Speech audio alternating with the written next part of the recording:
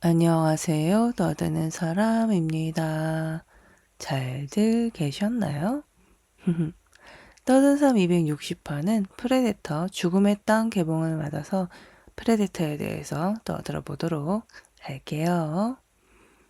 아시는 분은 아시겠지만 저는 에이리언이나 프레데터 이 친구들을 정말 좋아합니다.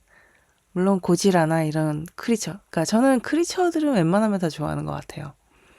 그 중에서도 프레데터나 에이리언 같은 경우에는 제가 좋아하는 SF의 우주의 외계인에 다 포함되건 다 포함됐기 때문에 굉장히 좋아합니다. 그래서 요즘에 인간에게 뭔가 이용당하는 느낌으로 부활을 하고 있어서 조금 씁쓸했는데 프레데터 죽음의 땅 같은 경우에는 그렇지가 않았어요. 일단 그 점이 가장 마음에 들었습니다. 그래서 프레데터에 대해서 한번 신나게 떠들어 보려고 해요.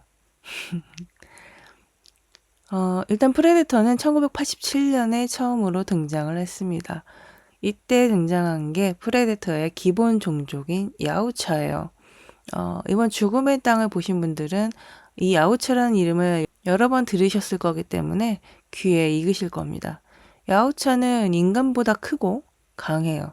그리고 턱 아래가 갈라진 구조, 그러니까 미국애들이 좋아하는 그런 턱 갈라진 그런 구조의 드레드락 헤어스타일이 특징입니다.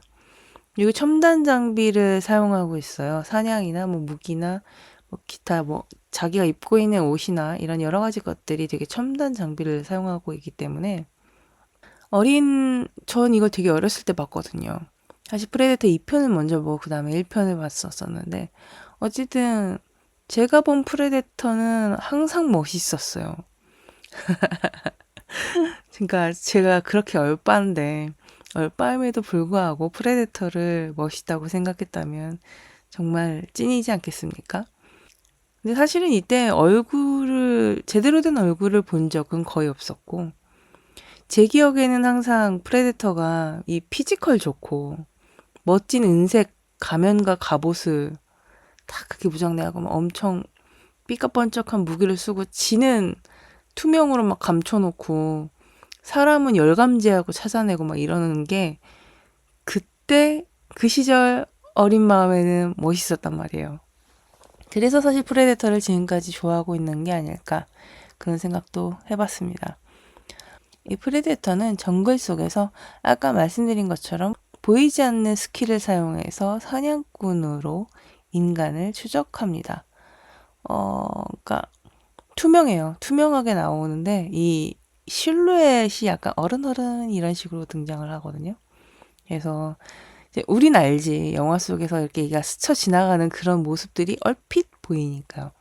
근데 이제 거기 영화 속에서 사람들은 프레데터가 안 보이는 거죠. 그게 너무 재밌었어요. 그래서 인간을 어떻게 해먹는 거는 진짜 외계인밖에 없다 막 이러면서 진짜 외계인은 그때부터 그래서 저는 외계인을 좋아하지 않았나 싶습니다. 근데 이렇게 인간을 추적하는 사냥꾼이었지만 프레데터는 단순한 외계인 뭐 이런 건 아니었습니다. 자기가 보기에 약해 보이는 상대는 일단 건드리지 않았어요. 그러니까 무기를 갖고 있고 뭔가 공격 성향이 있다던가 나를 공격할 것 같다라던가 어떤 뭔가 자기의 목적에 부합하는 그런 대상만 상대를 했었는데 이건 프레데터에게 있어서 사냥이 단순한 뭐 오락거리가 아니라 일종의 의식이라는 점에 약간 포인트가 있었고요. 이렇게 무기를 든 강자만 상대한다. 약자는 건드리지 않는다. 이런 게 사실은 기본적인 프레데터 사냥 방식의 핵심이긴 했습니다. 계속 시리즈가 등장을 할 때마다 이 핵심이 적용이 됐던 건 아니고요. 어쨌든 프레데터가 등장을 했을 때 그들의 사냥 방식은 이랬다. 그리고 1990년이 돼서 프레데터 2편이 나오는데 이때는 정글이 아니라 로스앤젤레스로 무대를 옮기게 됩니다.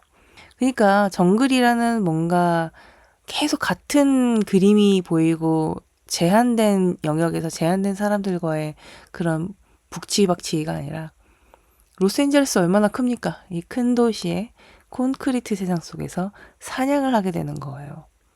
그래서 큰 도시가 나왔으니까 그 큰 도시에 어울릴 만한 무기 스타일도 다양하게 구비가 되었고 그리고 그 1편과는 달리 프레데터도 여러 프레데터가 등장을 합니다. 근데 여기서 프레데터는 뭔가 좀 약간 아이러니한 캐릭터예요. 그러니까 인간을 추적하고 사냥을 하지만 사실은 그 로스앤젤레스라는 곳이 얼마나 폭력과 범죄가 많은 곳이에요. 그래서 그렇게 폭력과 범죄가 뒤덮인 그 인간 세상 속에서 인간 사냥꾼으로 등장하는 이 프레데터가 오히려 질서 있는 야수처럼 보이는 거죠. 그렇게 프레데터는 계속 시리즈가 그 뒤에도 이제 띄엄띄엄 나왔지만 이 시리즈가 이어지는 내용은 아니고요.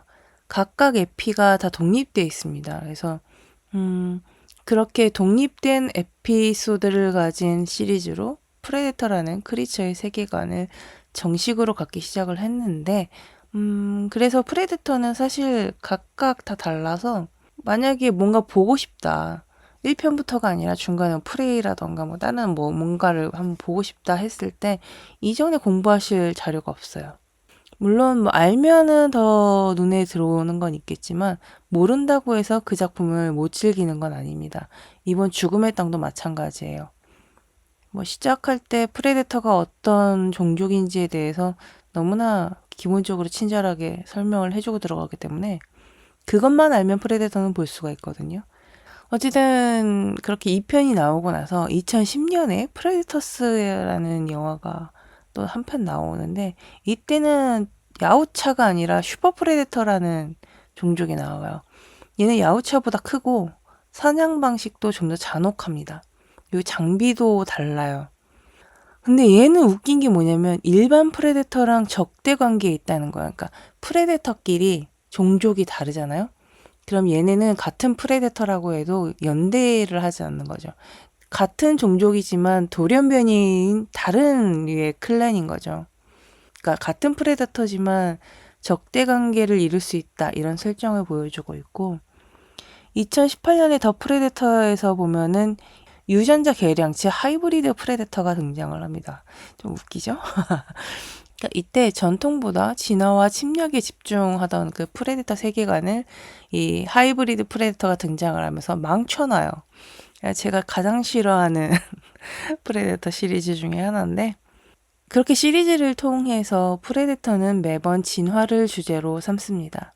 그래서 나중에는 결국 뭐 이런 하이브리드까지 나왔지만 유전자 개량 그리고 기술적 개입 그래서 더 강한 사냥꾼이 출현한다던가 뭐 이제 여러 프레데터만의 진화가 일어나는데 여전히 그 중심에는 인간이 있긴 했어요. 크리처를 관찰하거나 크리처를 연구하는 인간이 있긴 했습니다. 근데 그러다가 2022년에 갑자기 난데없이 프레이가 나옵니다. 디즈니 플러스에 프레이라고 프레데터 관련된 작품이 하나 올라오는데 프레이가 올라온다고 했을 때 뭐지? 왜 갑자기 프레데터를 끄집어내는 거지? 무슨 짓을 하려는 거야? 되게 두려웠어요. 프레데터가 더 망가질까 봐. 그랬는데 프레이는 굉장히 참신했습니다. 궁금해하면서 플레이를 했는데 프레이 배경이 아예 과거예요. 시간은 완전 과거로 돌아가더니 북미의 원주민 소녀와 프레데터의 사냥하는 모습을 보여줍니다. 또 그때 프레데터는 기존에 봤던 그 프레데터들과는 달라요. 아주 원초적인 프레데터의 모습을 보여주고 있어요. 기술이 덜 고도화되었고 그래서 사냥 방식도 굉장히 더 원시적이에요. 무기도 되게 간소하고요. 아마도 그게 이제 프레데터라는 사냥꾼의 기원을 보여준 것 같은데 이 프레이가 등장을 하면서 갑자기 프레데터의 팬들이 들썩들썩하기 시작했습니다. 그래서 뭔데? 그래서 프레이 왜 만들었는데 왜 프레데터의 과거를 보여주는 건데 이제 앞으로 뭐 프레데터 계속 시리즈로 꾸려나갈 거야? 별별 얘기들이 다 올라왔었어요. 그래서 이번에 2025년에 같은 감독이 만들게 된 프레데터 죽음의 땅은 기대를 굉장히 많이 받은 작품입니다. 일단 형식적으로는 같은 감독이기 때문에 프레이의 후속 개념처럼 보이지만 직접적인 속편은 아니에요. 게다가 이 죽음의 땅에서는 인간은 더 이상 뭐 제대로 존재하지 않고요. 무대도 지구가 아닙니다. 그리고 프레이 때 강조됐던 프레데터와 인간의 원초적 사냥 감각이 아니라 군사기술과 생존 본능이 공존하는 이전의 전쟁물 톤으로 다시 복귀했어요. 그래서 저는 이 미묘하게 과거로 돌아간 이 부분이 되게 흡족했습니다. 전체적으로 보면은 이번 죽음의 땅이 그렇게 프레데터 느낌은 아니거든요. 이제 우리 죽음의 땅 주인공 덱을 먼저 살펴보면 기존의 프레데터들과는 체형부터가 다릅니다. 체구가 굉장히 작아요. 마치 이거 프레데터의 청소년 시절 아니야? 막 이렇게 생각할 정도로 체구도 작고 이 가면을 벗었을 때 보여지는 그 얼굴도 기존의 프레데터들의 얼굴과는 다르게 얄쌍한 편입니다. 그 무엇보다 야우차 종족의 프레데터임에도 불구하고 무엇보다 상대적으로 약해요. 그래서 많은 추측을 하게 되죠. 그러니까 프레데터의 시리즈가 이어져 오면서 이제 여러 가지 변형된 프레데터도 보여주고 막 이랬잖아요. 그래서 이 덱이 뭔가 변형된 세대인 걸까? 아니면 뭔가 새롭게 거듭나서 나타난 그런 세대인 걸까? 여러 가지 궁금증이 생겼었는데 그게 어떤 세대이든지 간에 어쨌든 프레데터로서는 꽤 결함이 있어 보이는 외형이란 말이죠. 그래서 이런 약간 부족해 보이는 친구를 데리고 새로운 프레데터의 이야기가 출발합니다. 덱은 아버지에게 자신을 입증하고 싶어 해요. 자기 대신에 죽은 형을 위해서도 그렇고 어쨌든 자기의 그 존재감을 인정받고 싶은 그런 부분이 있는 거죠. 그래서 그 과정에서 보여준 덱의 모습은 그동안의 프레데터들과는 좀 여러 차이가 있었습니다. 그래서 덱이 마지막에 아버지를 죽이는 장면은 어떤 새로운 시대를 시작하겠다는 선전포고 같았어요. 그래서 그걸 보면서 아, 너 시리즈 할 거구나? 이 생각이 딱 들었는데 왜냐면 이전 작품에서는 프레데터들이 다 가면을 쓰고 나왔단 말이에요. 근데 이번에는 가면을 쓰는 장면이 거의 없습니다. 다 내추럴한 본인의 얼굴을 들고 나와요. 그러니까 지금까지 프레데터 상징성을 벗어버린 거죠.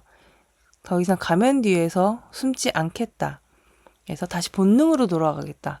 나는 사냥꾼으로 돌아가겠다. 뭐 이제 이런 거를 표현을 하는 건데 이거는 내가 앞으로 더 나올 거니까 기대해라 라는 것과 다를 바 없는 이야기잖아요. 시리즈를 하겠다는 거고 달라진 나를 이렇게 상징적으로 보여줬기 때문에 나를 계속 보여주겠다. 프레데터는 다 독립된 에피라고 말씀드렸는데 이제는 이 덱이 등장하는 시리즈가 다음에 또 이어져서 나올 수도 있다라는 가능성을 보여준 설정입니다. 지금 아버지 얘기를 했으니까 가족 얘기를 좀 하자면 제가 이번 프레데터에서 살짝 흥미로웠던 게 바로 이 가족 구성이었습니다. 프레데터 시리즈에는 가족이 이렇게 나온 적이 없거든요. 제가 알기로는 처음이에요. 아버지, 그리고 형, 거기다가 마지막에 어머니까지 뭐 언급이 되는데 지금까지는 프레데터에게 부족이나 클랜이나 전사 이런 특정 집단이 전부였지 이렇게 혈연 관계가 나온 적은 없었거든요. 그러니까 이 새로운 세대의 시작을 보여준다는 건 어떤 인간적인 감정이 아니라 종족의 유전적 단절을 의미하는 겁니다. 그러니까 단순히 복수의 의미로 아버지를 죽인 게 아니라 그 아버지 세대까지 이어져 내려왔던 낡은 사냥의 윤리를 끊어내기 위한 프레데터가 새롭게 진화하겠다라는 선언과 다름이 없는 거죠. 그래서 저는 이 프레데터 죽음의 땅의 마지막에 등장을 하다가만 그 어머니의 존재가 흥미 요소였습니다. 그 어머니가 덱에게 어떤 존재인지 그 가족 혹은 부족에게 어떤 존재인지 제대로 나온 게 없잖아요. 그 어머니가 찾아오는 그 이유가 뭔지가 너무 궁금한 거죠. 다음 편에서 덱과 그 어머니라는 그 그룹이 대립을 할 건지 아버지와는 달리 어머니는 좀 다른 성향일 수 있잖아요. 그러면 그 어머니는 아들인 덱에게 새로운 미션, 그러니까 임무를 부여할 수도 있다.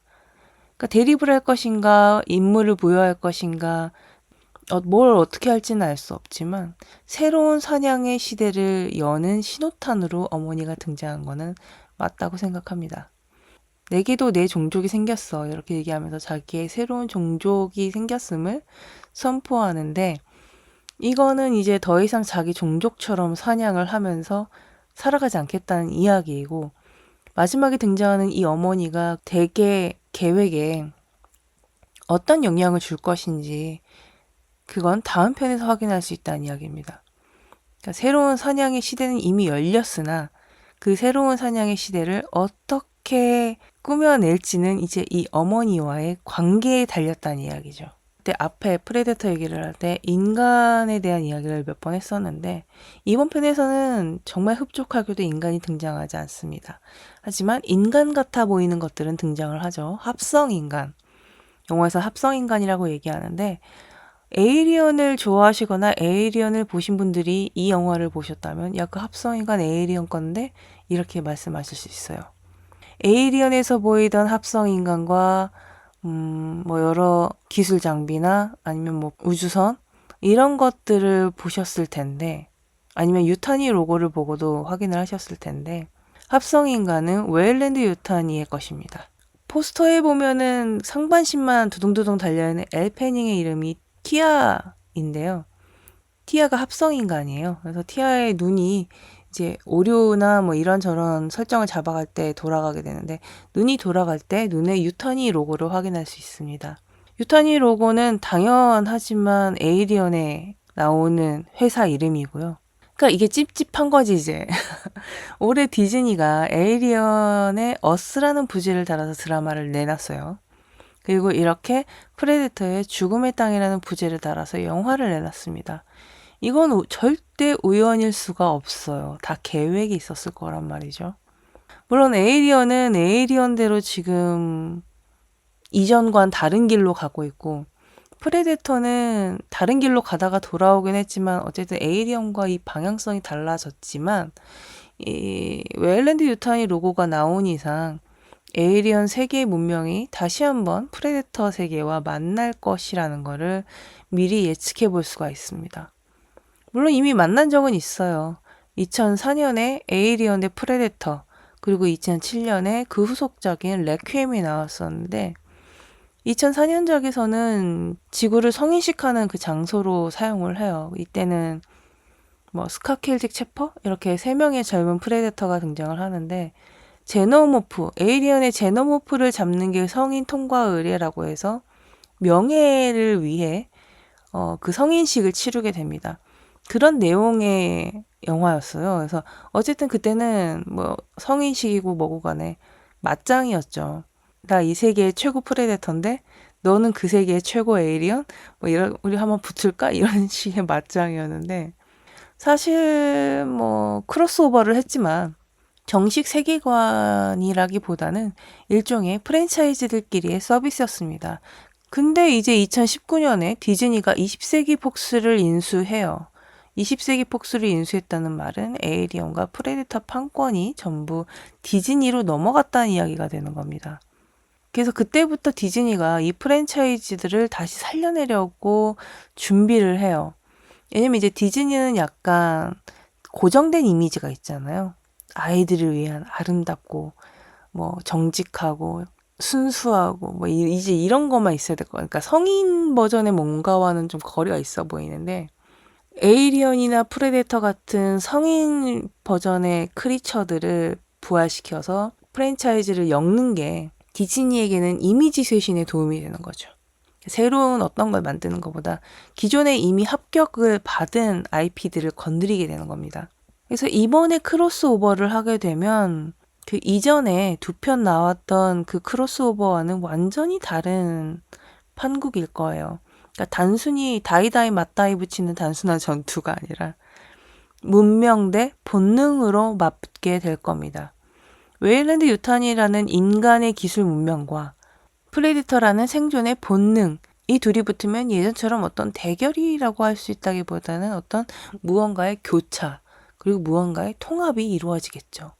그래서 티아의 존재는 중요한 거예요. 왜냐면 그것의 첫 조각이 티아일 테니까.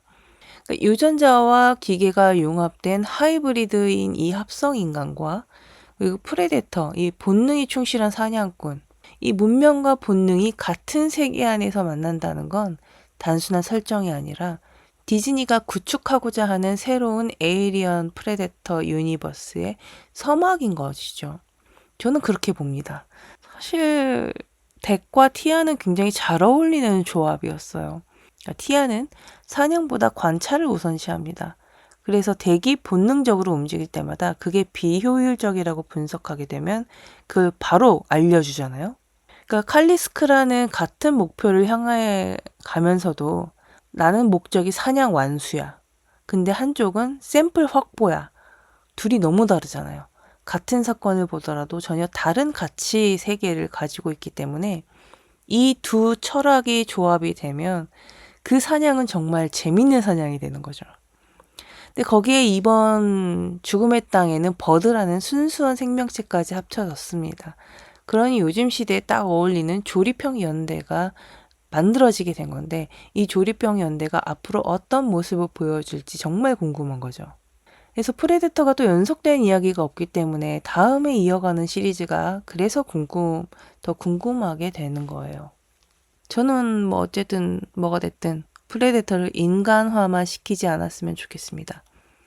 왜냐면 프레데터는 철학자가 아니에요. 걔네들은 사냥꾼이어야 하고 이번 죽음의 땅에서 좀 거슬렸던 게 감정이 너무 드러나 프레데터인데 프레데터는 감정보다는 본능이어야 됩니다. 그리고 기술보다는 생존이 더 우선시 되어야 하고요. 그게 그들의 정체성이에요. 그래서 이번 영화가 어쨌든 마음에 들었던 거는 끝까지 인간의 언어로 설명되지 않았다는 것과 그리고 이 프레데터 특유의 피와 냄새와 감각으로 이어졌다는 거예요. 제가 최근에 에이리언 어스 드라마가 어떤 퀄리티를 떠나서 퀄리티는 정말 좋았거든요. 근데 퀄리티를 떠나서 짜증날 정도로 드라마의 거부감을 1편부터 갖게 됐는데 제 주변에서 에이리언 어스를 보고 이거 뭐 드라마가 잘 나왔어 어쩌고 막 이렇게 얘기를 할 때 저 혼자 1편부터 거부감 들어 있었거든요. 거부감이 들었던 이유는 하나입니다. 에이리언 이야기라며. 그럼 에이리언 이야기를 해야죠. 근데 거기에 인간 얘기만 계속하고 있잖아요. 우리 에이리언 이름 팔면서 인간들의 윤리 논쟁과 계급 정치, 그리고 철학적 대사, 이런 거 넣고 버무리지 말았으면 좋겠다는 거예요. 그러니까 에이리언을 좋아하고 프레데터를 좋아하는 사람들은 에이리언을 좋아하고 프레데터를 좋아하는 거지 거기에 섞여있는 인간 따위를 좋아하는 게 아니란 말이에요. 물론 리플리는 다릅니다. 리플리는 소중하죠. 어쨌든 에이리언에서 리플리는 소중하지만 어쨌든 인간도 가급적 안 나왔으면 좋겠고요. 크리처를 인간화시키지도 않았으면 좋겠어요. 맨날 하는 그놈의 인간 얘기는 인간들끼리 해도 충분하지 않나 하는 그런 생각을 해봅니다. 그래도 지금까지는 프레데터는 적어도 방향성은 일관됐어요. 프레데터 세계관에서 인간은 관찰자나 미끼였고 그 중심에는 철저히 그들의 세계가 있었는데요. 그런 류의 프랜차이들 중에서는 정말 보기 드문 시리즈가 계속됨에도 불구하고 괴물의 시선이 여전히 어느 정도 남아있는 그런 프랜차이즈거든요. 그러함에도 불구하고 프레데터는 에이리언보다 살짝 인기가 없습니다. 왜냐면 못생겼대요. 매력이 없대. 근데 뭐 어쩔 수 없어요. 에이리언 시리즈 대부분은 리플리라는 존재에 집중하고 있었기 때문에 연결성이라는 게 있잖아요. 얘네도 따로따로 봐도 크게 상관은 없지만 어쨌든 리플리라는 존재로 인해 연결성이 있어서 시리즈 자체가 연결이 되어 있습니다. 그러니까 거기서 되게 이거저거 빼먹을 수가 있기 때문에 매력이 되게 많은 거고 그리고 리플리라는 존재도 되게 매력적인 거고 에이리언 말해 뭐요 너무 사랑하지. 그런데 프레데터는 시리즈는 있지만 그 시리즈를 연결하는 어떤 특정 연결고리가 없어요. 그러니까 시리즈는 존재하지만 다 그냥 각계 전투인 거죠. 그러니까 저는 그래서 더 프레데터의 그 사냥하는 그 방법을 강화해야 된다고 보는 거예요. 그러니까 프레데터는 자기가 사냥할 가치가 있는 상대로 다양한 사람들을 무작위로 타겟팅합니다. 근데 그 다양한 사람들을 무작위로 타겟팅한다는 거는 다양한 시대에 걸쳐 다양한 성격과 특징을 가진 다양한 그룹을 타겟팅한다는 이야기거든요. 인간상을 보여주고 싶다면 그런 식으로 프레데터를 통해서 보여주란 이야기죠. 그러니까 지금 이제 에이리언은 완전히 에이리언의 정체성을 잃어버리고 인간을 투사한 괴물이 되어버렸잖아요. 근데 프레데터 같은 경우는 인간의 자리를 대체한 인간이 필요 없는 영역의 존재가 됐단 말이에요. 이거 되게 프레데터가 압승할 수도 있는 미래가 보이거든요. 더 두고 봐야 될까요? 어쨌든 에이리언도 그렇고 프레데터도 그렇고 뭐 나중에 뭐 이제 또 계속해서 나올 고지라도 그렇고 콩도 그렇고 저는 크리처물 온갖 크리처물에는 인간 중심 인간화 시키기 이런 거 안 했으면 좋겠습니다. 제발. 그게 저의 작은 소망이랍니다. 그럼 이렇게 떠든 사람 260화 다시 만나는 세계 프레데터 편을 마치도록 하겠습니다. 다음 261화에서는 어떤 이야기로 떠들지 기대해 주시고요. 영화나 드라마에 대해 하고 싶은 이야기, 듣고 싶은 이야기, 대신 봐줬으면 하는 작품들 궁금한 부분 있으시면 이메일 sayloveyou, sayloveu @gmail.com이나 팟빵, 애플 팟캐스트, 스포티파이, 인스타 떠드는 사람 채널에 남겨주세요. 그럼 261화에서 만날게요. 안녕!